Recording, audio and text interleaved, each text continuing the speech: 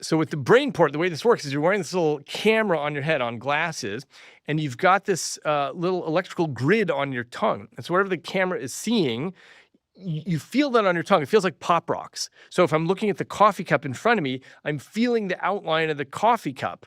And blind people can get so good at this, they can do things like, throw a ball into a basket or navigate a complex obstacle course. Whoa. It sounds crazy, but the thing to remember is the way you normally see is your eyeballs are, these devices embedded in your skull here that are capturing photons and turning that into spikes that race into the darkness of your brain. Electrical signals, exactly. And so this is just turning what your tongue is feeling into spikes, these electrical signals that race into the darkness of your brain, and you can figure it out. You can learn how to see that way.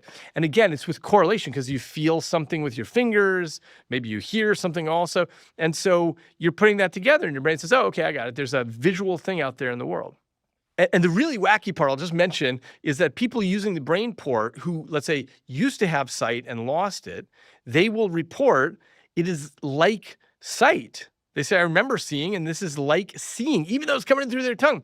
And with the NeoSensory wristband that we built, I interviewed a guy after he'd been wearing about 6 months. And I said, look, when you hear a dog bark, do you feel the buzzing on your wrist? And then you think, okay, that must be a dog bark. He said, no, I hear the dog bark out there. Which sounds crazy, but obviously that's the same crazy thing happening with our ears. We've got this whole mechanism going on that we're very used to. And so we say, oh, of course the dog is out there. But in fact, it's all happening in here in the darkness of the skull.